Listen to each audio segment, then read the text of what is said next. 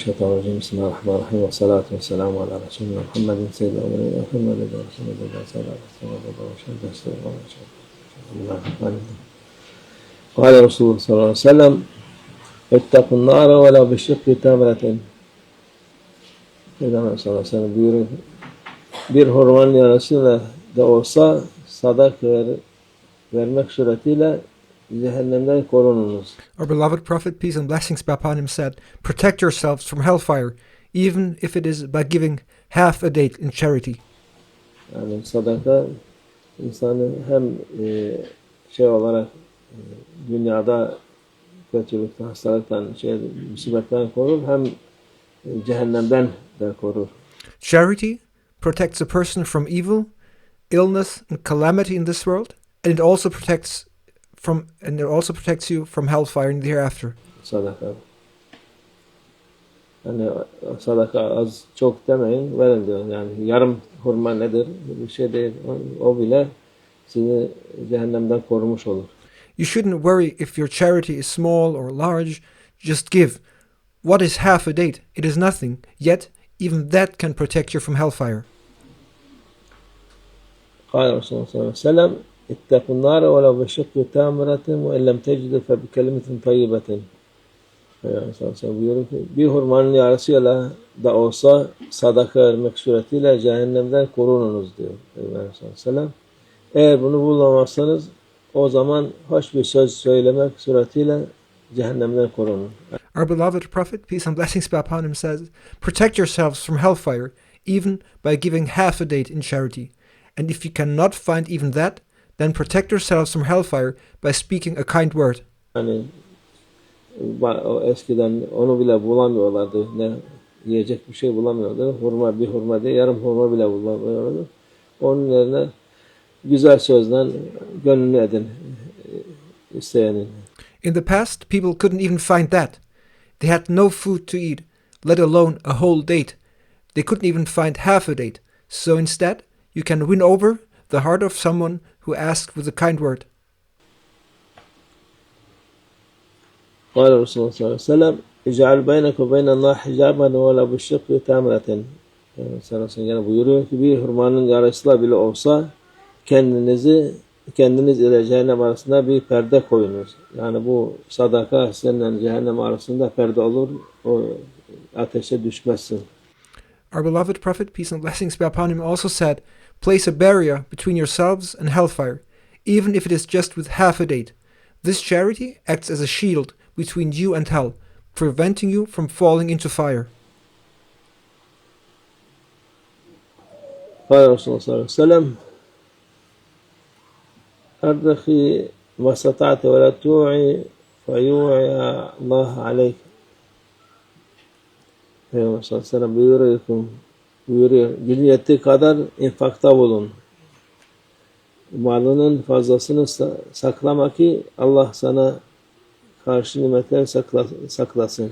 Our beloved Prophet, peace and blessings be upon him, says, "Give in charity as much as you can afford. Do not withhold your surplus in wealth, lest Allah Almighty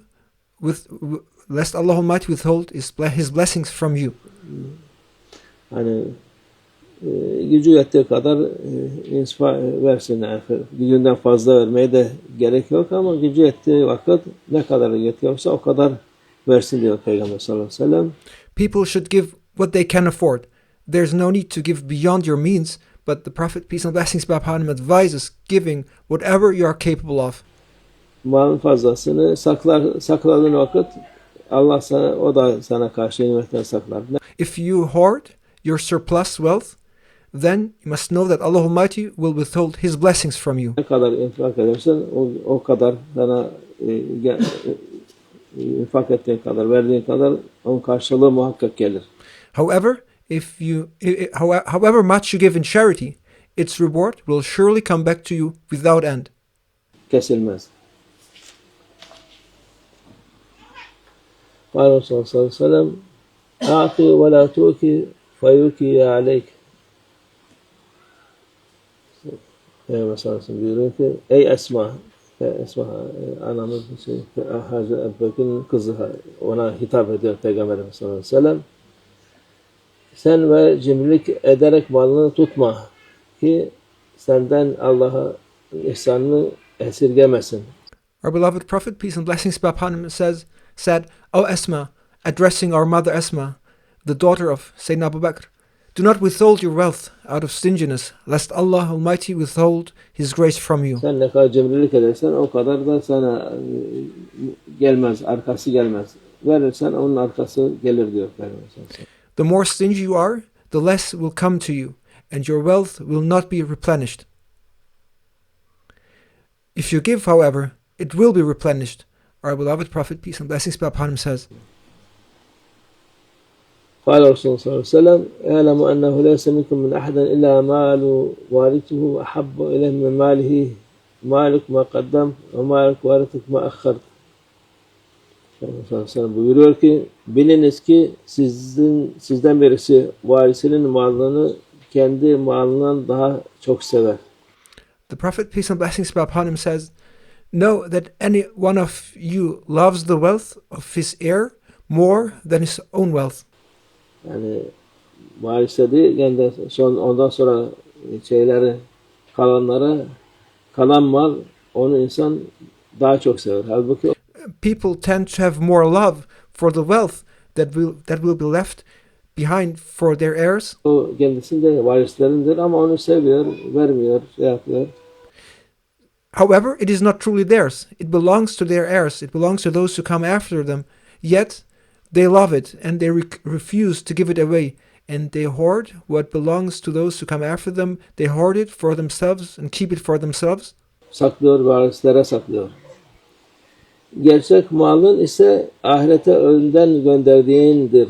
Our beloved Prophet, peace and blessings be upon him, then says, your true wealth is what you sent ahead to the hereafter. Varisin malı ise dünyada bıraktıklarındır. While what you leave behind in this world is the wealth that belongs to your heir. Yani gerçek mal olarak sen gönderdiğin malın o senin malın ahirete gönder. Varise kaldı. O da dünyada kalmıştır. Sana bir faydası yoktur. The wealth you sent ahead goes to the hereafter as your true wealth, while what is left to the heir remains in this world and is of no benefit to you. قال رسول الله صلى الله عليه وسلم إن الله تعالى يدخل بلقمة الخبز وقبضة التمر وقبضة التمر ومثله مما ينفع المسكين ثلاثة الجنة صاحب البيت الآمر والزوجة المصلحة والخادم الذي يناوله المسكين. Peygamber sallallahu aleyhi ve sellem buyuruyor ki şüphesiz Yüce Allah yoksuldan faydalandığı bir lokma ekmek veya bir avuç kuru hurma veya buna benzer şeyler sebebiyle 3 kişiyi cennete sokar. Our beloved Prophet, peace and blessings be upon him, said, undoubtedly, Allah Almighty will admit 3 people into paradise because of a morsel of bread, a handful of dry dates, or similar things that benefit a poor person. Yani bu bir evden bir şey sadaka verilir, hurmaydı, erzaktı, etti, ne olursa sudu. O evden 3 kişiye cennete girer o sebeple diyor. If charity is given from a household, whether it be a date, provisions, meat, or water, 3 people from that household will enter paradise for that reason. Our beloved Prophet, peace and blessings be upon him, says, biri sadakanın verilmesini emreden evin reisi, yani o evin reisi kimse, biri yemeği yapan ev hanımı, o da girer, diğeri de sadakayı fakire veren hizmetçidir diyor.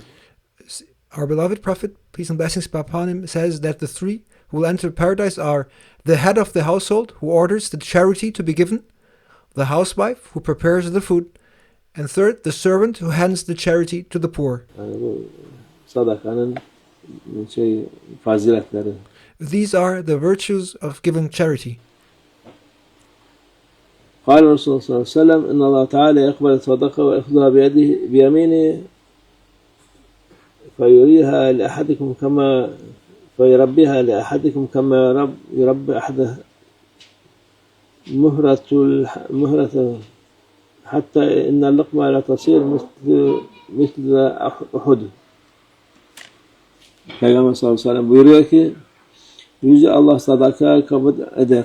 Yani kadar sadaka ödüm Allah kabul etmiş olur onu. Our beloved Prophet, peace and blessings be upon him, says that if you give charity, Allah Almighty accepts that charity. Onu sağ eliyle yani hüsnü kabul ile alır. Allah Almighty will accept charity, will accept the charity you give, and will receive it with his right divine hand, which signifies his gracious acceptance. Allah tabi elden münezzehtir ama o şey olarak, mecazi olarak onu kabul olmuş olur. Of course, Allah Almighty is free from physical attributes like a hand, but metaphorically, this means that the charity is fully accepted. Allah bu sadakayı sahibi için kişinin küçük tayını beslemesi gibi besler. And Allah Almighty nurtures then this charity for the one who gave it, just as a person rears their young foal. Yani bu sadaka verdi. Allah'ın indinde o beslemeye konur. Nasıl ufak at yeni doğmuş onu besleyeceksen öyle ki bir lokmalık sadakanın sevabı Uhud dağı gibi büyüyene kadar besler. Just Allah Almighty will nurture this charity and will increase it, just as you would raise a newborn foal. Allah Almighty nurtures even a morsel-sized charity until it grows as large as Mount Uhud. Allah Azze ve Celle o ufak bir şey olsa bile Uhud dağı koca dağdır biliyorsun Medine Münevvere'de. Even if it is a small thing, your charity in the presence of Allah Almighty grows that much. You know, Mount Uhud is a huge mountain in Medina. O kadar yani sen Allah indinde o kadar büyür. So even if it's something small, your charity grows to that immense size in the sight of Allah Almighty, just like Mount Uhud, which, as you know, is a massive mountain. قال رسول الله صلى الله عليه وسلم إن الصدقة لتطفئ غضب الرب وتدفع ميتة السوء. Peygamber sallallahu aleyhi ve sellem buyuruyor ki sadaka vermek Rabbin gazabını söndürür ve kötü ölümü önler. Our beloved Prophet, peace and blessings be upon him, says, giving charity extinguishes the wrath of Allah Almighty and prevents a bad death. Sadaka çok mühimdir. Allah'ın gazabını, öfkesini söndürür. Ne kadar şey yapmışsan, o günah yapmışsan o sadakayla o günah Allah sizi affeder. Kötü ölümden de saklar. Allah muhafaza etsin. No matter how many sins you may have committed, Allah Almighty forgives you through that charity. That charity appeases His anger and protects you from a bad death.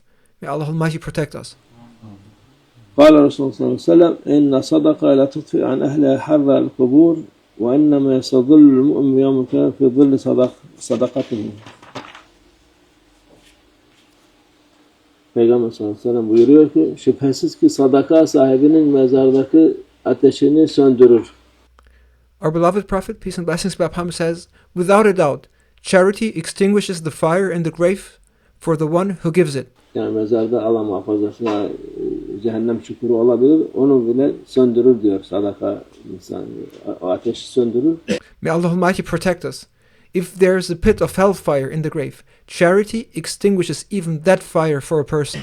Muhakkak ki mümin kişi kıyamet günü sadakasının gölgesinde gölgelenecektir. And a believer will certainly be shaded by their charity on the day of resurrection. Kıyamet günü ne ağaç var ne bir şey var. Sadaka olunca onun gölgesi olur. Onun gölgesinde gölgelenir. On the day of resurrection, there are no trees or anything else to provide shade. So a believer will take shelter in the shade of their charity. Sadaka Resulullah fîmâ kâle ve kemâ kâle. Zâdena şerefin Nebi sallallahu aleyhi ve sellem ve ashâbil kiram. وإلى روح مشايخنا اختلفت نشمني عليه خاصة إمام الطريقة ووصف الطريقة خواجة بهاء الدين محمد ميسير البخاري سيدنا أبو خالد الرزواني مولانا شيخ شرف الدين الأوساني وما شاء الله فاز الثاني مولانا شيخ محمد ناظر حقاني وسائر ساداتنا وصدق من خلص جميع من الإمامات والمسلمات حضورنا بالمصدرين وسائر الرفقاء Hacı Mustafa Atır cümle من geçmiş şerhullah için hayırların gelmesi şerlerin defa olması için Allah rızası için La Teala Fatiha.